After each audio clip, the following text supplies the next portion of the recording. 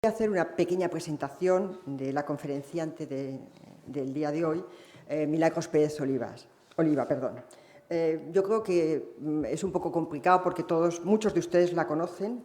Es periodista, es una periodista muy conocida que ha trabajado en El País desde el año 1982. Ella es una periodista muy conocida por su labor tratando temas de salud y de biomedicina, aunque ha trabajado y ha tenido responsables en distintas ocupaciones dentro del país. Y como ella muy bien dice, ha trabajado de todo, desde periodista de base, jefa de sección, redactora jefe, responsable de área de biomedicina, coordinadora del suplemento de salud que el Diario del País editó. Ha sido defensora del lector también del País. Actualmente es articulista y miembro del equipo editorial del Diario del País. Pero su experiencia profesional dentro del periodismo no se limita solamente al Diario del País, tiene también responsabilidades en muchos más ámbitos. Ella colabora como comentarista de temas de actualidad en la cadena SER, en TV3, en Cataluña Radio y en más emisoras con estos temas. Y además es una persona vinculada también a la formación. Es profesora de Periodismo y Comunicación Científica de la Universidad Pompeu Fabra. Es también profesora del Máster de Periodismo de la Universidad Autónoma de Madrid. Ha sido también vicedecana del Colegio de Periodistas de Cataluña. Ha formado parte durante 8 años del Comité de Bioética de Cataluña. Es miembro del Consejo Social de la Universidad Pompeu Fabra y además yo creo que es muy reseñable que su labor en el campo de la divulgación médica le ha sido reconocida con muchísimos premios. Yo voy a enumerar algunos de ellos, pero son muchos los que ha tenido en reconocimiento de su divulgación en el ámbito sanitario. Ella ha sido Premio Valentía de los Premios Valores y Salud de la Sociedad del Foro Español de Pacientes, ha sido Premio de la Asociación Española de Derecho Farmacéutico sobre Información de Medicamentos, ha sido Premio de Bioética de la Fundación Grifols, ha sido Premio Nacional de Cultura en la modalidad de periodismo de la Generalitat de Cataluña por fomentar el conocimiento de los temas de salud pública desde un periodismo independiente, crítico.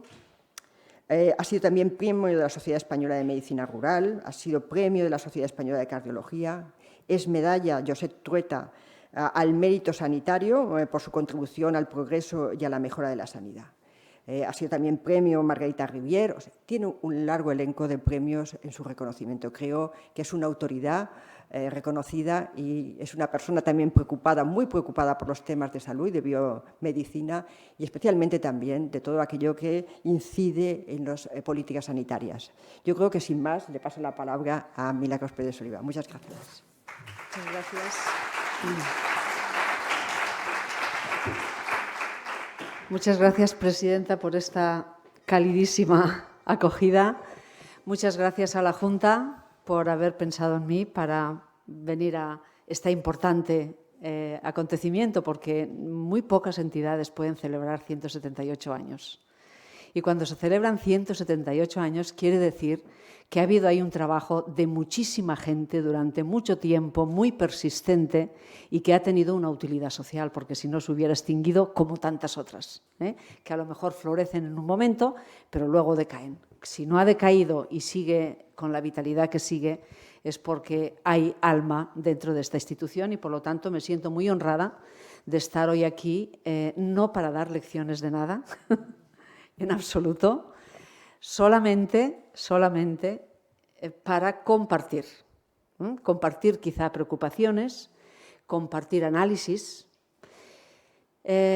porque en los muchos años que llevo trabajando de periodista de salud he sido muy feliz escribiendo sobre salud. Siempre pienso que es un privilegio poder escribir de temas en el que la fuente son los médicos, que en general siempre se preocupan por el bienestar de los demás, y eso es una cosa muy agradecida. Ya querría yo que todos los ámbitos sociales y económicos se rigieran por el mismo afán de rigor y de rigor científico que tiene la actividad médica. Ya me gustaría que en todos los otros ámbitos hubiera esa disciplina, ese rigor. Y, por lo tanto, mi admiración siempre por cómo se han desarrollado estos trabajos y muy particularmente con las sociedades médicas relacionadas con la salud pública, porque son las más sociales, las más, diríamos, comprometidas con la visión comunitaria de la salud. Cuando quedamos en hacer esta conferencia sobre el auge de las pseudociencias, me pareció interesante no tanto hablar de las pseudociencias en sí mismas, porque creo que acabaríamos bastante pronto diciendo que sin rigor científico no vamos a ningún sitio. Y, por lo tanto, no tiene demasiado sentido decir cuáles son y cuáles no son, qué incluimos y qué no incluimos. Este es un debate para expertos que tienen que ver y que se está dilucidando en estos momentos. Pero me pareció interesante abordar el tema del auge de las pseudociencias como un síntoma de una enfermedad, como un síntoma de un proceso que a lo mejor no funciona del todo bien en la sociedad. Porque todos, creo que en esto estaremos todos de acuerdo, la salud es un elemento fundamental de la cultura del bienestar y los sistemas sanitarios de los países avanzados afrontan desde hace un tiempo especialmente retos muy importantes. Todos sabemos y se discute mucho sobre los retos de la sostenibilidad económica, pero también y crecientemente retos relacionados con la legitimación social de los esfuerzos que se hacen para el sostenimiento del sistema público o de los sistemas sanitarios. Y esto es un tema que me preocupa, porque desde mi punto de vista, el tesoro social más importante que tiene una sociedad es tener cubiertas las contingencias de salud de su población. Pocas veces lo valoramos suficientemente, o muchas veces no lo valoramos suficientemente. Y este reto de legitimidad tiene que ver con unas expectativas y unas demandas sociales que son crecientes y cambiantes y que, por lo tanto, necesitamos identificar cuáles son para ver por dónde pueden venir las desafecciones que pueden poner en riesgo la legitimación social del sistema sanitario. Esto me parece muy importante. La otra cuestión que creo que es necesario abordar es que cuando un paciente entra por la puerta de un centro de salud o de un hospital, no entra solo una enfermedad. Eso los médicos lo saben bien. Entra una persona que, además de problemas de salud, lleva consigo el mundo en el que vive. Y ese mundo en el que vive influye muchas veces sobre su salud e influye sobre todo sobre la percepción que tiene sobre su propia salud. ¿Cómo es ese mundo? ¿Cómo afecta a su biología? ¿Qué espera del sistema sanitario? Es vital para establecer una buena relación entre el sistema sanitario y sus usuarios. Si la respuesta no está a la altura de las necesidades y de las expectativas, tarde o temprano ese sistema va a tener problemas de legitimación social. Entonces, vale y conviene adelantarse por si vinieran esos aires deslegitimadores. La cuestión es, desde mi punto de vista, ¿por qué hoy en España tantos jóvenes, muchos de ellos, una abrumadora mayoría, con estudios superiores y buena formación, desertan y caen tan fácilmente, desertan de la medicina científica y caen tan fácilmente en prácticas que se dicen sanitarias o médicas, pero que no están amparadas por ninguna evidencia científica? Jóvenes que además muchas veces aplican en sus estándares profesionales criterios de rigor y de raciocinio que luego no aplican en sus decisiones relacionadas con la salud.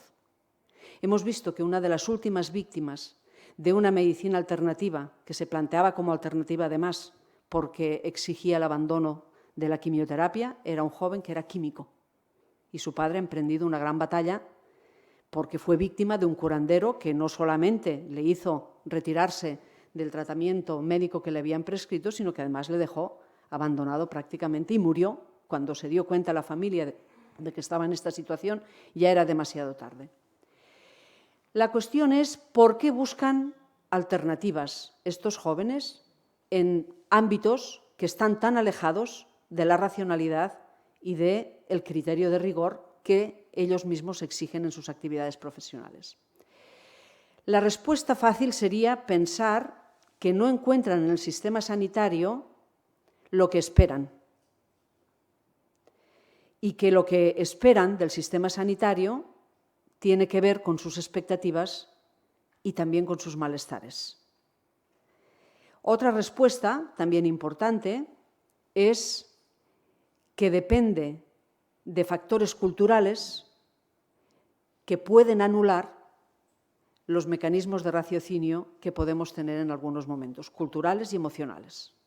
Bueno, de esto creo que vale la pena hablar y, por lo tanto, me centraré sobre todo en una sociedad, en las expectativas que la sociedad tiene respecto del sistema sanitario, porque creo que estas expectativas son las que marcan este fondo, este escenario en el que el auge de las pseudociencias puede explicarse.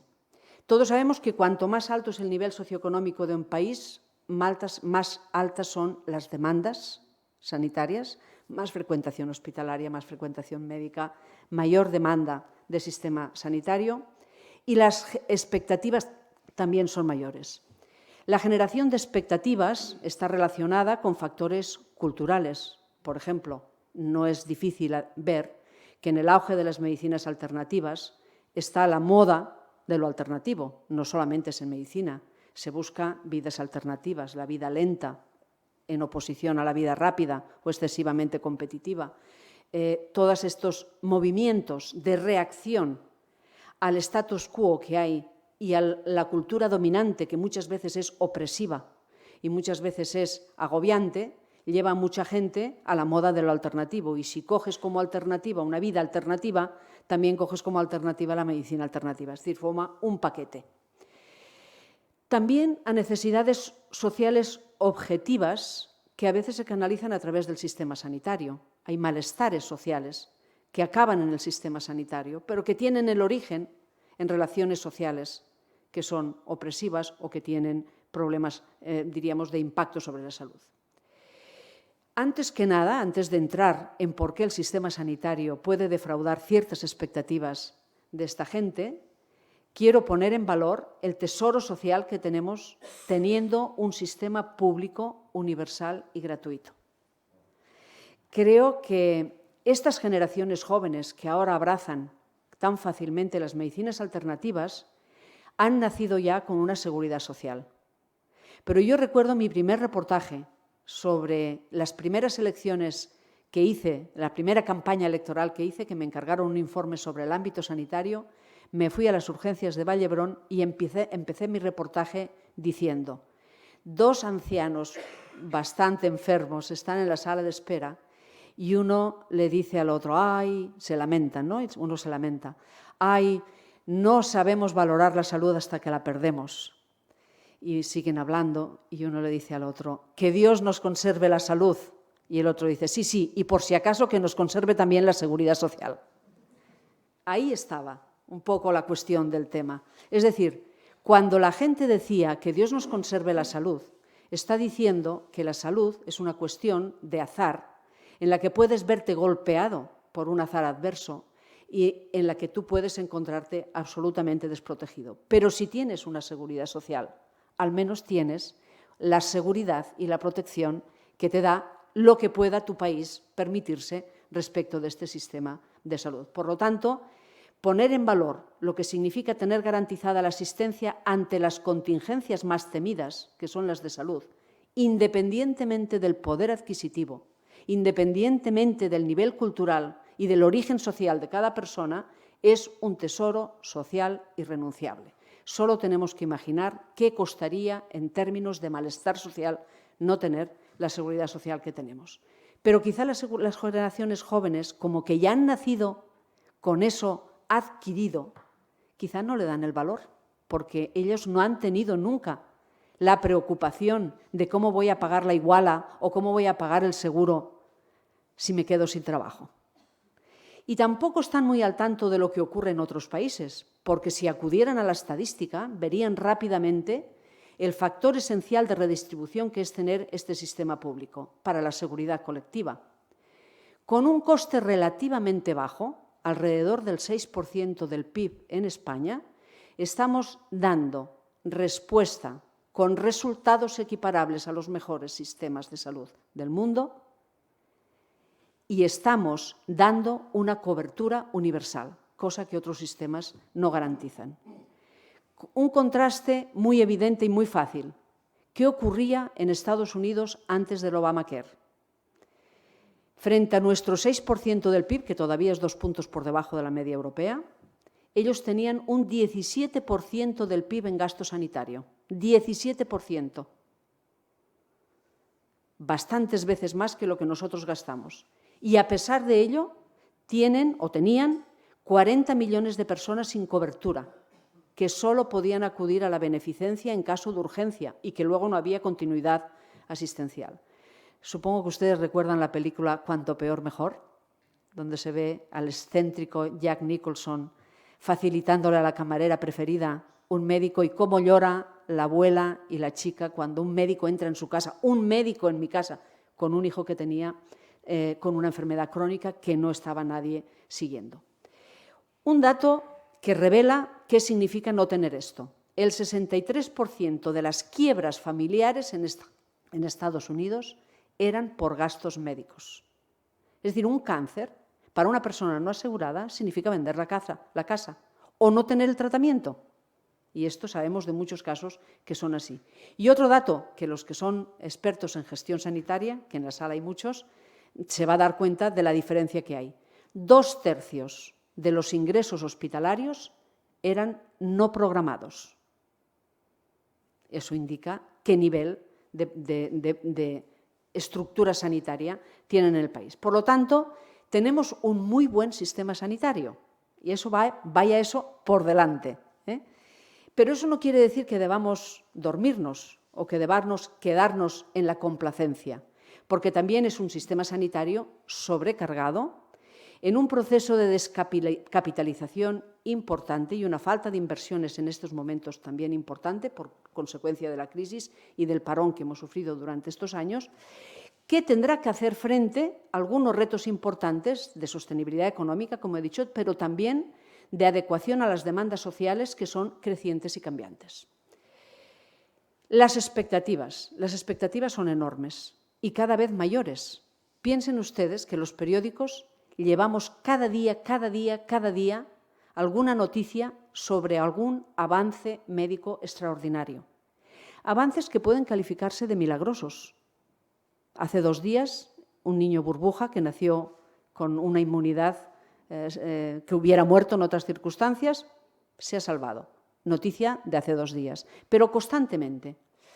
Y es verdad que en los últimos 20, 25 años, los avances que se han producido en medicina y especialmente en el conocimiento de la biología han sido tan espectaculares que ahora prácticamente podemos decir que algunas de las cosas que hace solo 25 años eran ciencia ficción son ciertas. Ustedes recordarán Blade Runner. Se estrenó esta película en el año 1980 o 81. Y el año en el que se supone que pasaba era 2019, este año. Y recordarán el entrañable Sebastian, ese ingeniero bioquímico que fabricaba ojos para los replicantes. Hace poco he hecho un reportaje para el National Geographic sobre la ingeniería de tejidos y la medicina regenerativa. Y aquello que hace en los años 80 era absolutamente ciencia ficción, hoy está muy cerca de hacerse realidad. Se han construido mini riñones, mini páncreas que han secretado insulina humana en el cuerpo de animales transgénicos. Por lo tanto, estamos en el camino de conseguir tejidos del propio paciente desarrollados como células productoras de determinadas sustancias que podrán ser reimplantados en el paciente sin provocar ningún rechazo. Aquí hay algún profesor que ha hecho trasplantes de hígado y sabe el problema del rechazo, lo importante que es. Por lo tanto, pero ustedes recordarán que cuando se presentó el primer corazón artificial, el Harvik 7, fue una gran noticia. Era un dentista americano que sobrevivió varias horas al primer trasplante. Aquello era el Harvik 7, era 3 veces esta mesa. y no sé cuántos metros de tubos entrando por el cuerpo del paciente. La última cosa que he visto más esperanzadora y que casi me llevó a saltarme las lágrimas hace ya 5 o 6 años fue las imágenes que nos presentó la doctora Taylor del Hospital General de Massachusetts, que había trabajado en reprogramación celular, que había descelularizado una estructura de un corazón de una rata, había reprogramado células epiteliales de esta rata, las había vuelto a la fase embrionaria y las había vuelto a programar para que se diferenciaran, las había puesto sobre la estructura, la había revascularizado y hay una imagen maravillosa viendo un corazón bioartificial empezando a latir. La doctora Taylor sigue investigando, pero desde aquel Harvick 7 que planteaba el problema de cómo vamos a hacer un corazón en miniatura para implantarlo dentro del organismo, a un corazón biológico, bioartificial, capaz de latir con células del propio paciente, ha cambiado el paradigma completamente. Por lo tanto, hay para tener expectativas. Es razonable que la gente tenga muchas expectativas. Hace muy poco, hace 3 años o 4, se generalizó la técnica del CRISPR de edición genética, que no solamente permite quitar y poner genes y hacer reparación genética, como no se había hecho nunca, sino que además es fácil de aplicar y barata. En estos momentos están todos los laboratorios trabajando con técnicas de CRISPR y ya hemos visto alguna aplicación dudosa en China de un científico que dice que ha hecho, diríamos, terapia génica sobre células germinales, cosa que ha roto los consensos. Bien, los autores de la investigación que dio lugar a la ovejita Dolly, todo el mundo le recuerda por la ovejita Dolly, pero mucha gente no sabe que ese mismo equipo ha conseguido crear una estirpe de gallinas que transmiten a su descendencia la propiedad de producir en el huevo interferón humano. El interferón es una sustancia difícil de obtener y esta gente ha conseguido esta estirpe de gallinas. Como se consigue esta estirpe de gallinas, se pueden conseguir muchas otras cosas. ¿Cómo le decimos a alguien que ha visto estas noticias en televisión que ese dolor de espalda que tiene desde hace 3 años no se lo podemos curar? ¿Cómo le decimos que tiene que esperar 2 años para recuperar la vista de una cosa tan sencilla como las cataratas? Es que los contrastes son enormes. Y claro, si miramos solo los avances, pues podemos estar muy orgullosos, pero alguien está con ese dolor de espalda y no se explica por qué a él no le pueden curar el dolor de espalda.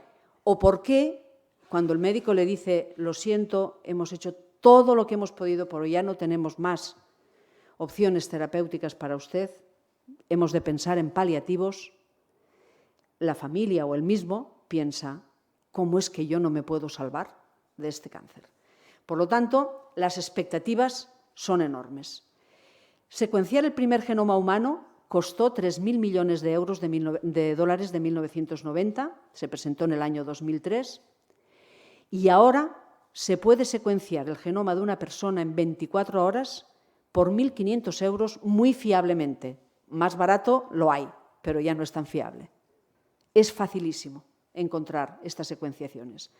Por lo tanto, estos avances se han producido de una manera muy rápida, como además la medicina y los periodistas los hemos presentado de una manera muy hagiográfica, muy, diríamos, también para legitimar el esfuerzo que hemos hecho como sociedades invirtiendo en estos procesos, estamos obligados también un poco a magnificar estos resultados. Además, el periodismo tiene la responsabilidad de una mala praxis que consiste en presentar como posibles tratamientos lo que solo son promesas de posibles tratamientos.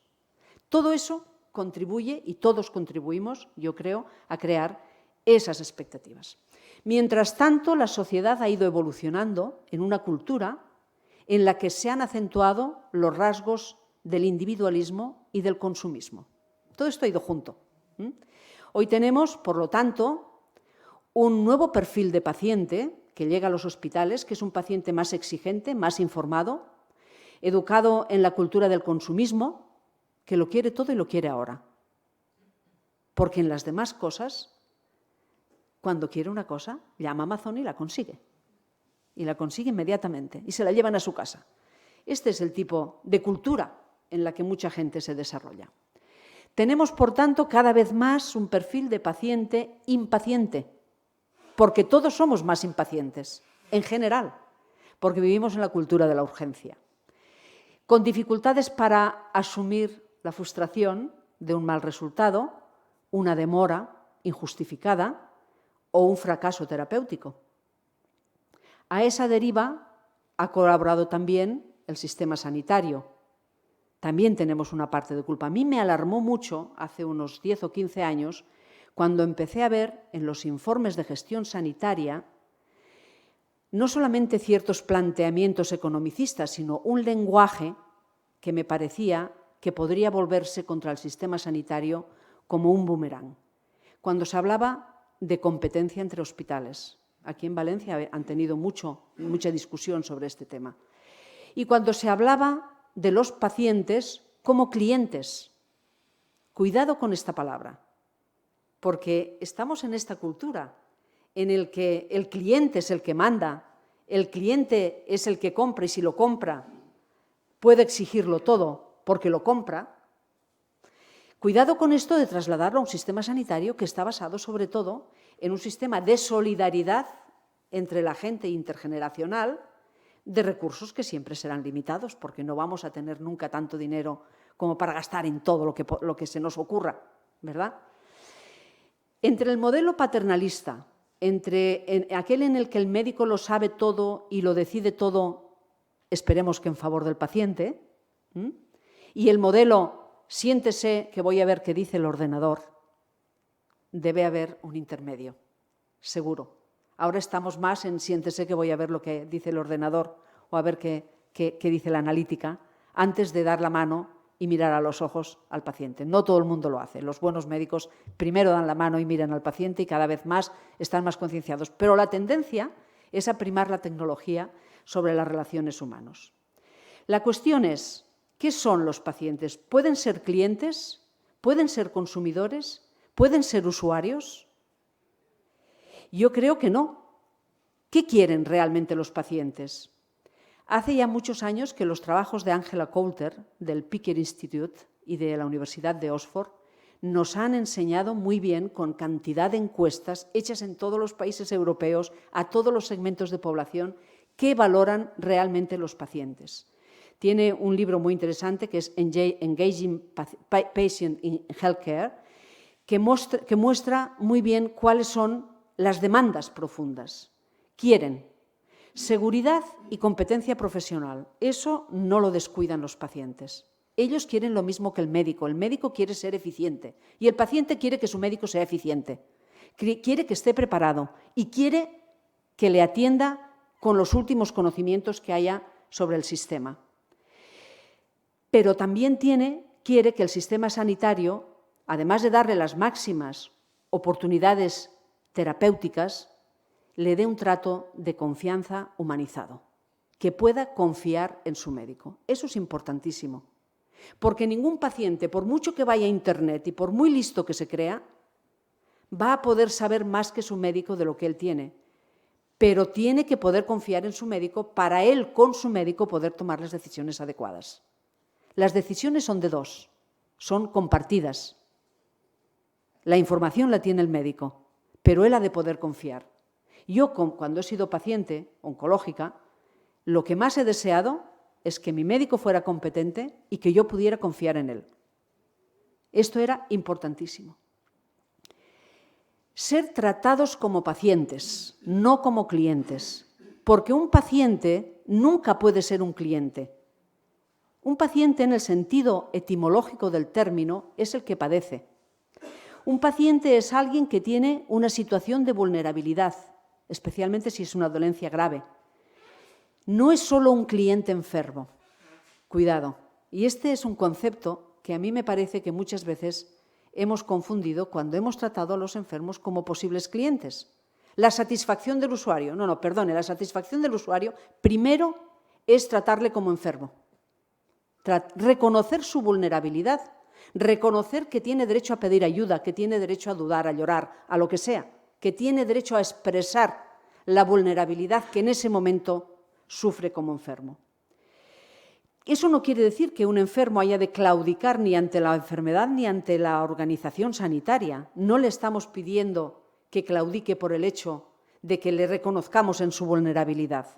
Eso no, paternalismo no, pero reconocimiento sí, porque si le tratamos como si no estuviera en esa situación de vulnerabilidad, estamos defraudando las expectativas de apoyo psicológico, de apoyo moral, de acogimiento, de tutela, de confianza que está pidiendo.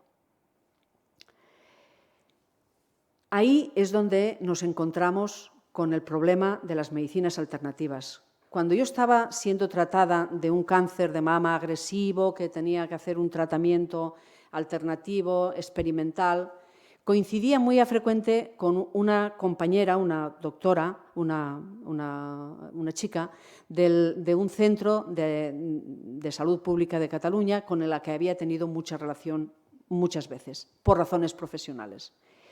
Y ella estaba siempre absolutamente negativa sobre las expectativas que tenía del trato con su oncólogo, que era el mismo oncólogo que me seguía a mí.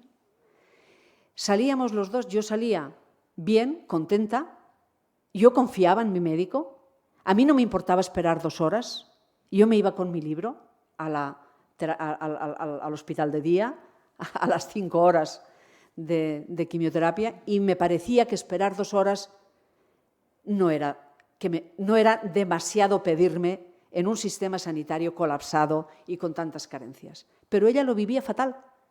De manera que la expectativa que tenía de la visita con el médico siempre salía defraudada. Y al final tuvimos una conversación y yo le dije, mira, por cierto, es una persona muy dada a las medicinas alternativas. Y yo le dije, mira, tú hasta ahora no has venido al sistema sanitario, era usuaria de la homeopatía, era usuaria de otras de medicinas naturales, etc. Tú hasta ahora no has venido al sistema sanitario, pero cuando has tenido un problema grave, has venido al sistema sanitario. Pero vienes con una actitud que nunca podrá satisfacerte, porque le pides al sistema sanitario una cosa que el sistema sanitario en este momento no está en condiciones de darte. Pero una cosa, yo quería advertirle, tú lo estás pasando peor con esta actitud tan negativa respecto de las expectativas del sistema sanitario. Posiblemente, si cambiaras tu actitud, también cambiaría probablemente, tu receptividad terapéutica. Y todos sabemos lo importante que es en la adhesión al tratamiento el estado psicológico del paciente. Y por lo tanto, cuando eso ocurre, hemos de pensar que también estamos comprometiendo la eficacia terapéutica de los tratamientos. A veces por incumplimiento, a veces porque si no hay esta adhesión puede restar oportunidades terapéuticas. Muchos encuentran en la medicina oficial, no encuentran en la medicina oficial el tiempo, la atención, el trato humano, el enfoque holístico que quieren. Las personas que recurren a medicinas alternativas, en general, valoran más estas atenciones emocionales que las propiamente terapéuticas. Y aquí tenemos un gran trabajo a hacer para poner en valor que las opciones terapéuticas es lo esencial que han de esperar en primer lugar del sistema sanitario. Se ha producido en muchas personas que ocurren a la medicina alternativa una alteración de los valores. Los efectos terapéuticos o la eficacia terapéutica pasa a un segundo plano y sobrecargan y sobreevalúan el confort psicológico y los aspectos emocionales.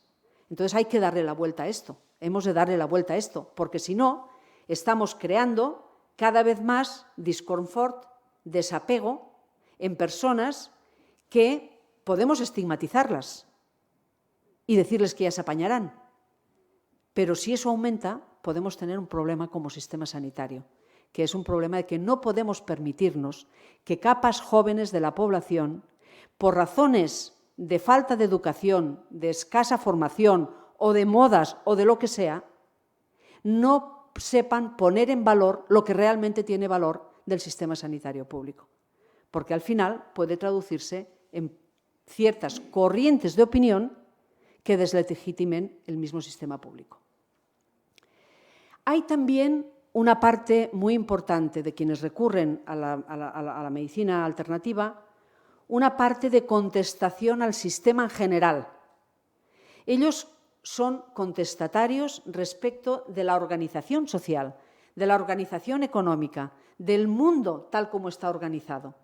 Y su sentimiento antisistema o su sentimiento de resistencia a ciertas cosas que no les gustan, no les puede gustar la precariedad laboral, no les debe gustar la competitividad, no les puede gustar otra serie de cosas, les lleva a también poner en cuestión todo aquello que identifican como parte integrante del sistema. Y la medicina científica está muy integrada, afortunadamente, en el sistema.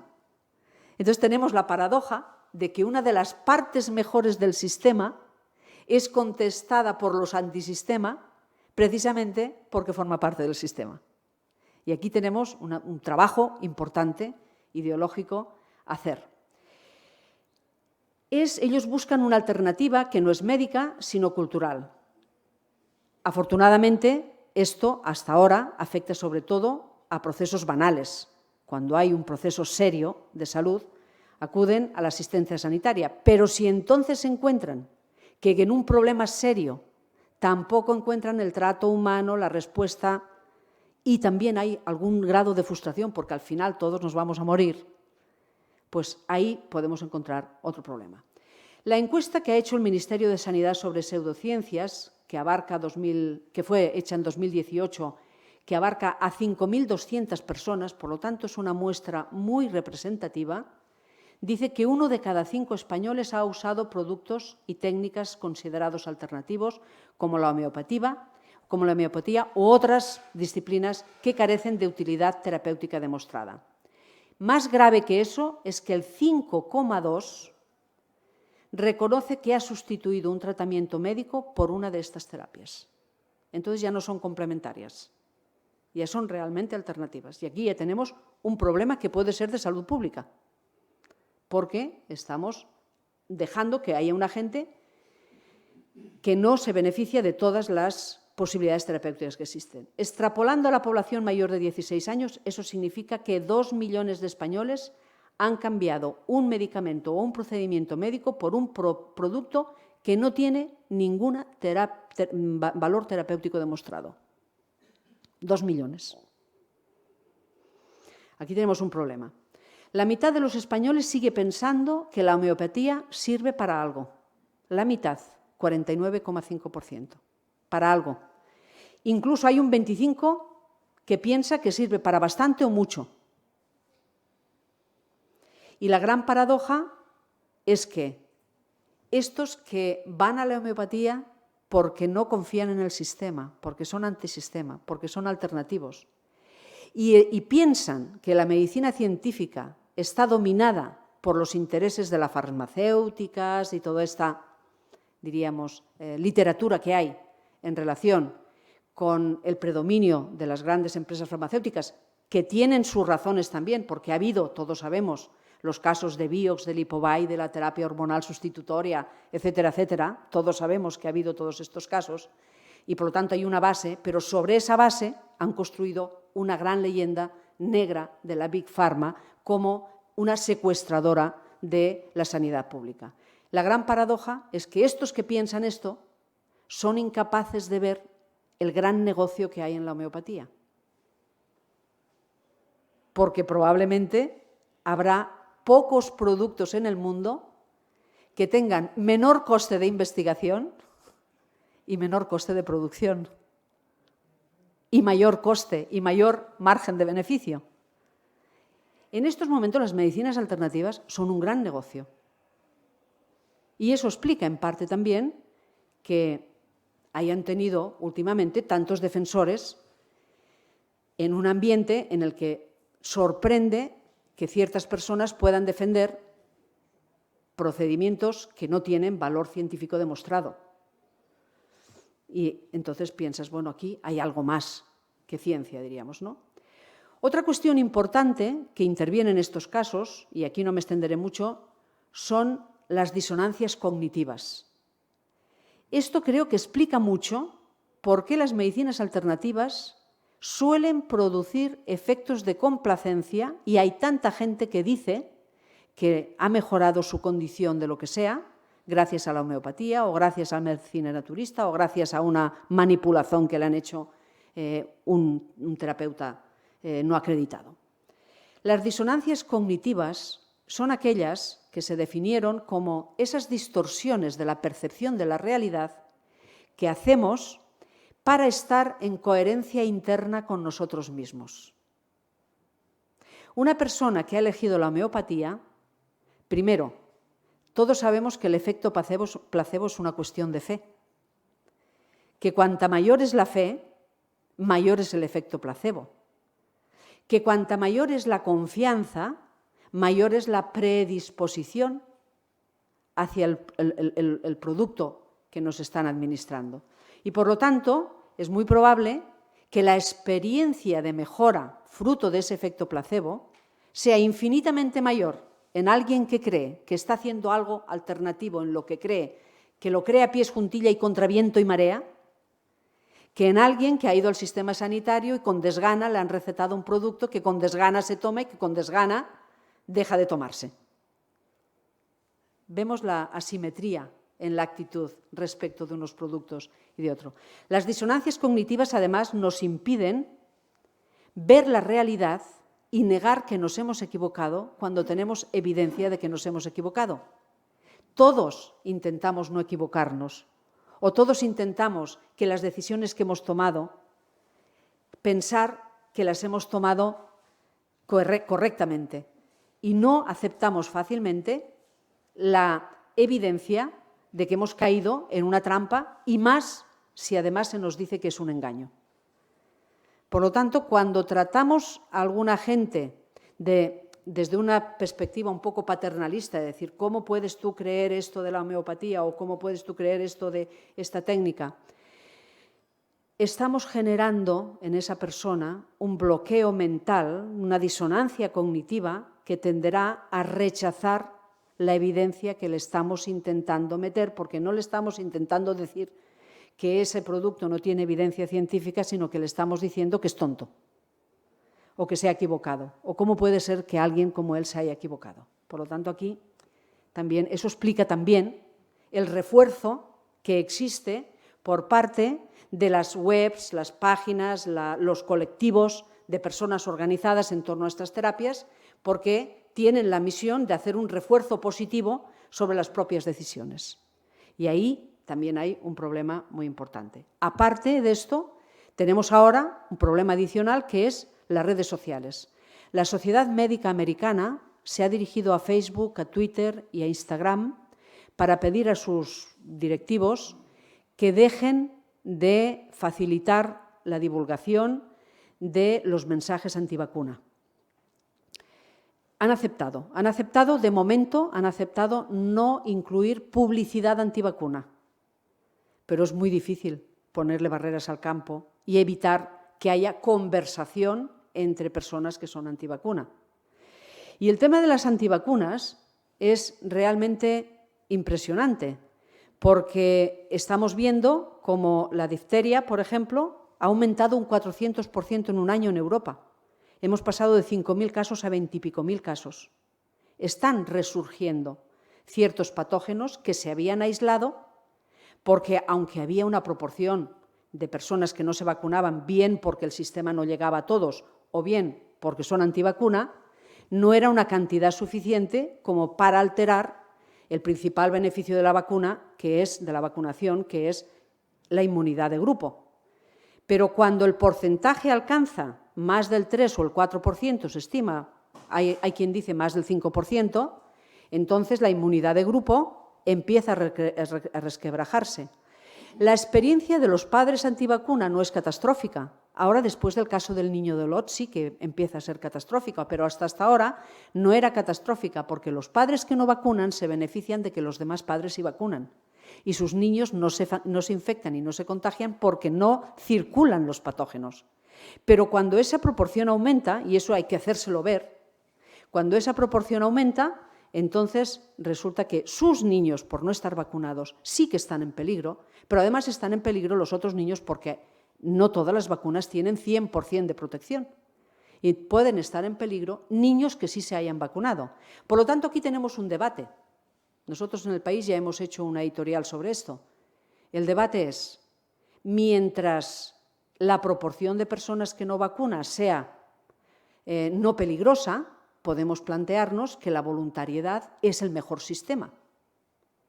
Pero si sobrepasamos ese umbral en el que empieza a ser un peligro de salud pública y vuelve a resurgir el sarampión y vuelve a resurgir la tosferina y no podemos erradicar la polio y no podemos seguir con el programa que tenemos, entonces quizá debamos plantearnos que si la protección del 95% de los niños exige el sacrificio de la obligatoriedad para el 5% de los padres que no quieren plantearse la vacunación. Yo creo que este es un debate que viene y que vendrá muy pronto a este país si sigue esta moda. Si pudiéramos combatir las teorías antivacuna por la vía de la persuasión y del convencimiento, siempre es mejor que la obligatoriedad, porque la obligatoriedad genera estos anticuerpos antisistema que hemos dicho antes. Y por lo tanto aquí tenemos que calibrar bien en cada momento qué es mejor. En todo caso, hemos de evitar que se produzca una ruptura de la relación de confianza que hay entre la ciudadanía y el sistema sanitario. Y hemos de recuperar estas franjas de población, hemos de evitar que cada vez haya franjas de población más amplias que no tengan esta relación de confianza. Pero aquí vamos a tener un problema, y es que en los próximos años va a acentuarse y exacerbarse unas tendencias que ya empezamos a ver en las consultas médicas. Y es una creciente medicalización o una creciente llegada al sistema sanitario de malestares psicológicos y culturales que, combinados con la baja tolerancia a la frustración, van a crear problemas de relación ya importantes en algunos sitios. Es decir, los médicos se van a encontrar con que cada vez tienen, sobre todo ahora los pacientes jóvenes, son muy diferentes de los pacientes ancianos. Los pacientes jóvenes llegan con cargas psicosociales muy fuertes. Hace poco me decían en el hospital clínico que nunca habían visto tantos casos de crisis de angustia y de pánico en adolescentes y jóvenes. ¿Por qué tienen crisis de pánico los adolescentes y los jóvenes? Los adolescentes y los jóvenes que están en estas situaciones de extrema vulnerabilidad psicológica van a ser usuarios del sistema sanitario, pero van a ser unos usuarios del sistema sanitario muy especiales, porque cuando vengan con un dolor de espalda, van a venir con algo más que un dolor de espalda. Y entonces ahí vamos a ver cómo serán los pacientes, con qué mochila llegarán los pacientes a la consulta del médico.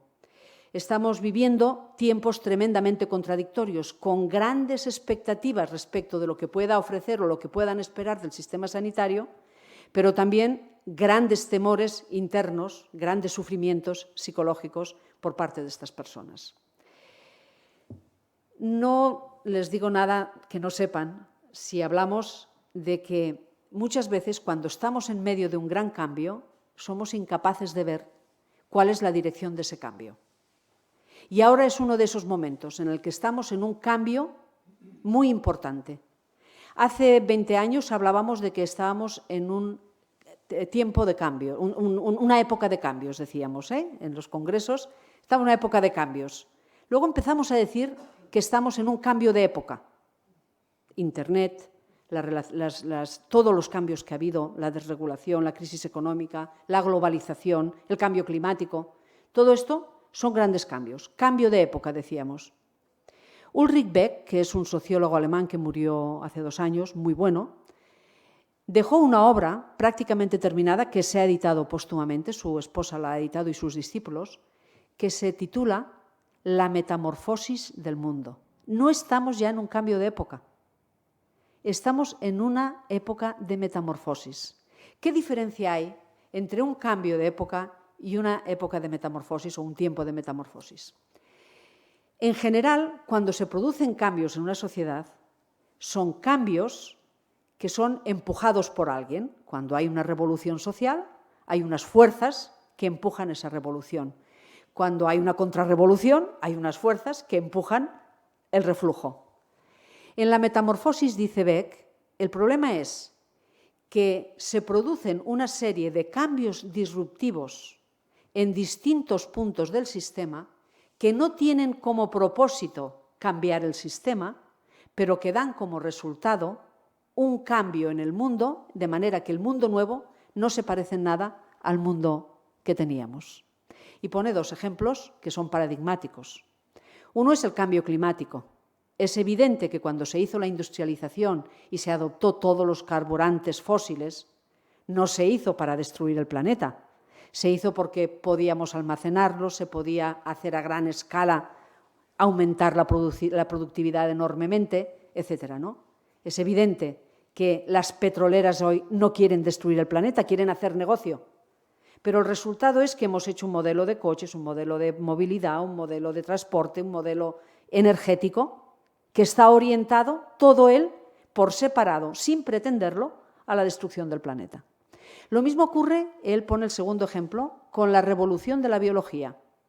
Es obvio que los primeros tratamientos que se hicieron de fecundación in vitro solo pretendían resolver problemas de fertilidad de parejas que no podían tener hijos.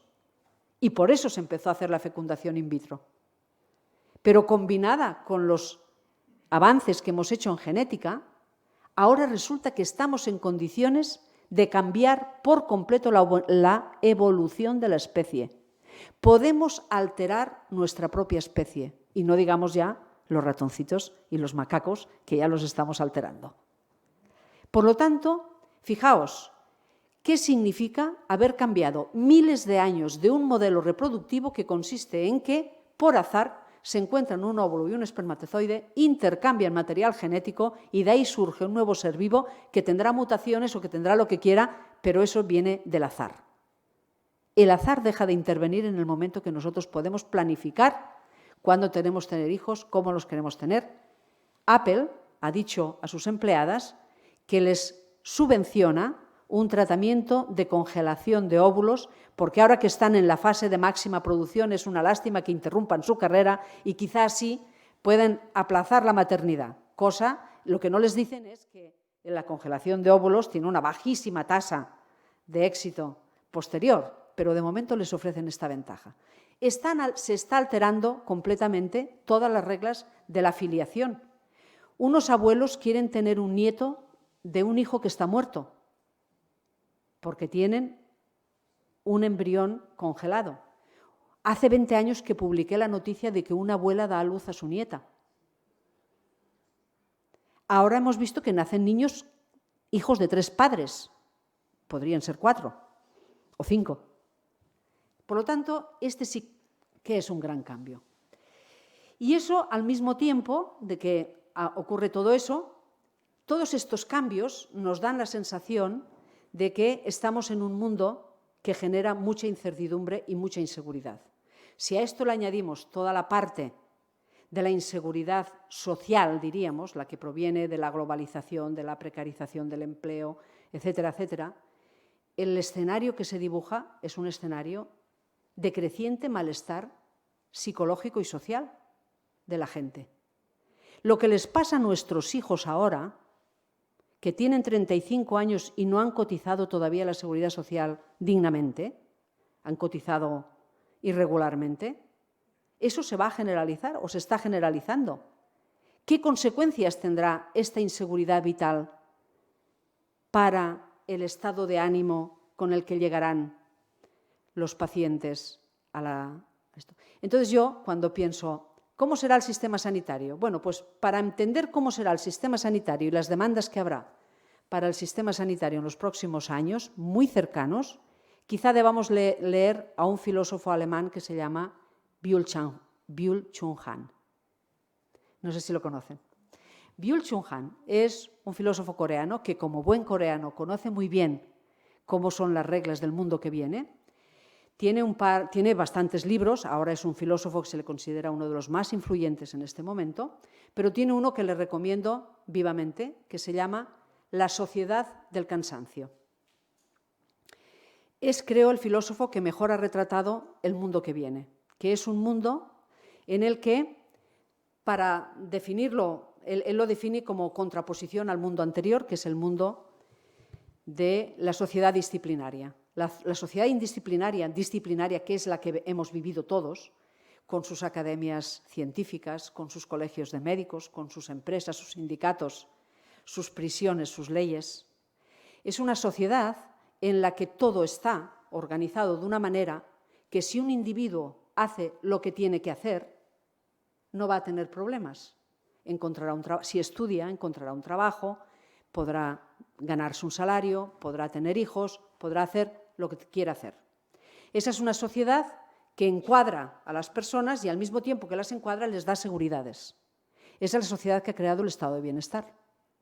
Esa es la sociedad que crea un modelo de relaciones sociales en el que el conjunto de la sociedad protege a los que están más desvalidos. Y por lo tanto, incluso los que tienen condiciones adversas pueden sentirse con ciertas seguridades básicas porque saben que si están enfermos, que si se quedan en paro, que si se pierden la cordura, van a tener un trato al menos humano y al menos protector.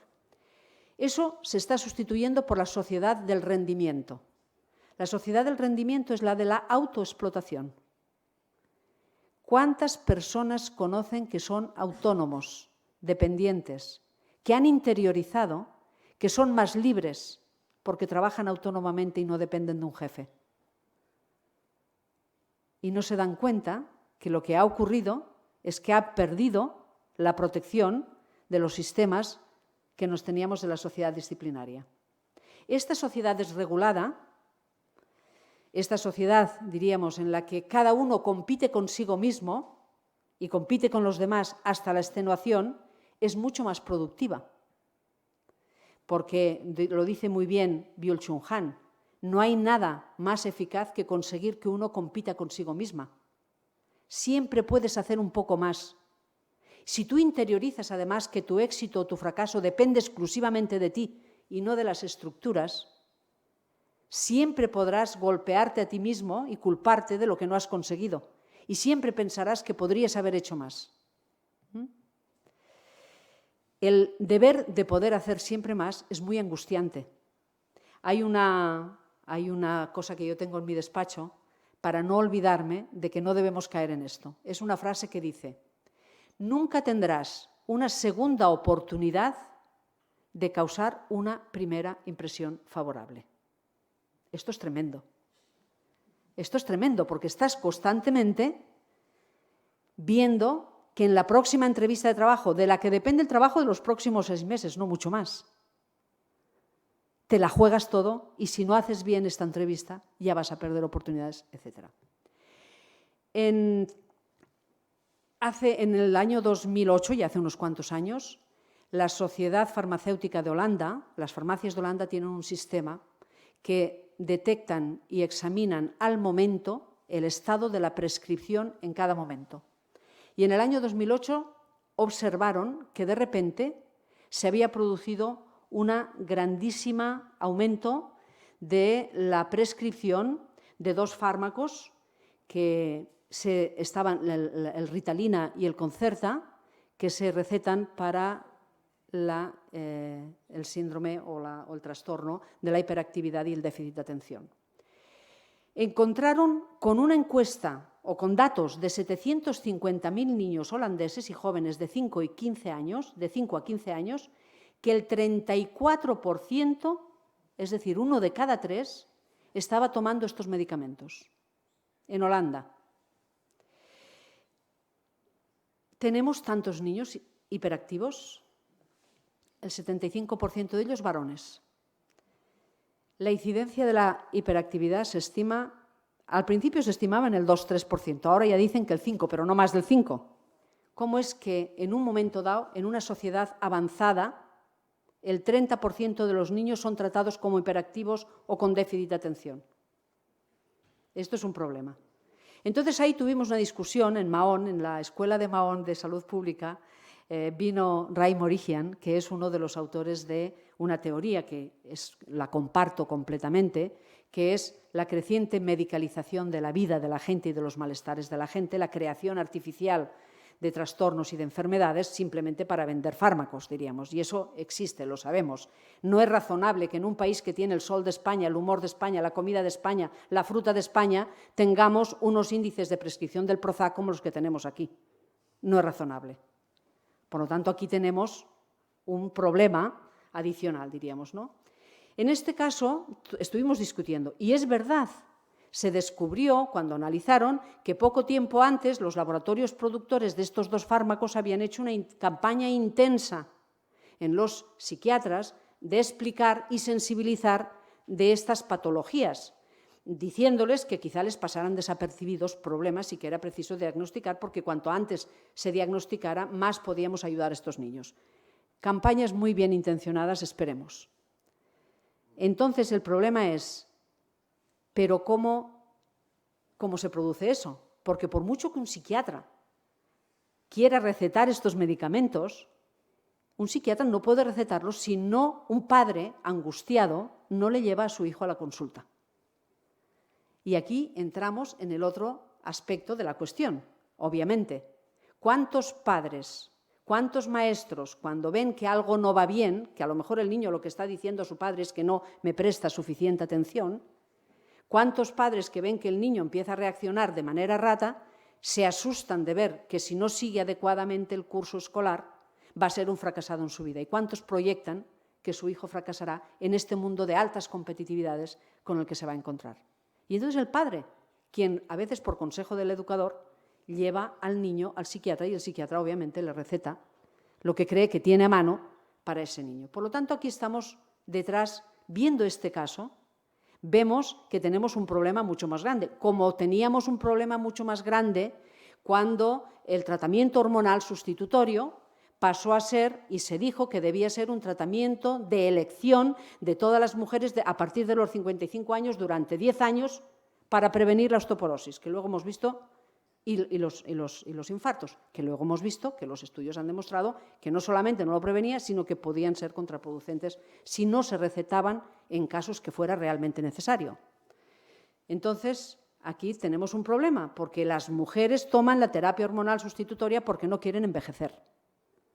Y si no quieren envejecer, irán al médico y querrán que el médico les recete algo, ¿no? Bien, todo esto es lo que nos viene. Zygmunt Bauman lo define con unas... Les aconsejo mucho a este autor porque creo que ha dado muy en el clavo de cuál es el mundo que viene.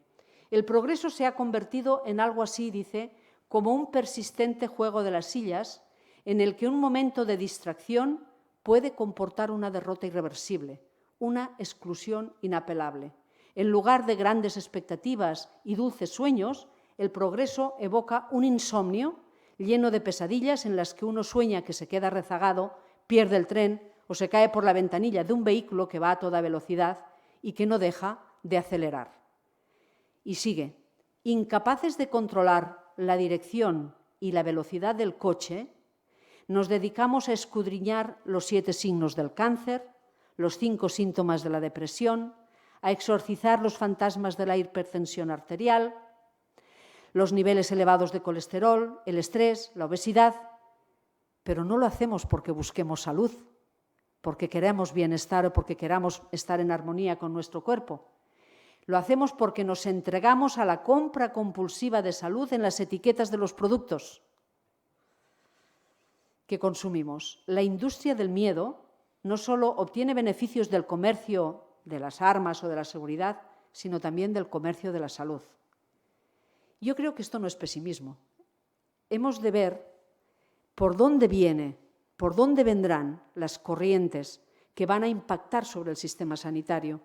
Porque si no somos capaces de dar una respuesta a este tipo de necesidades que serán más sociales, culturales, etcétera, etcétera, seguramente no estaremos en condiciones de defender aquello que desde mi punto de vista sigue siendo el tesoro más importante que tenemos, que es un sistema sanitario que merezca la confianza de la gente y que esté legitimado socialmente y que podamos destinarle, porque lo legitimamos socialmente, los recursos que necesita.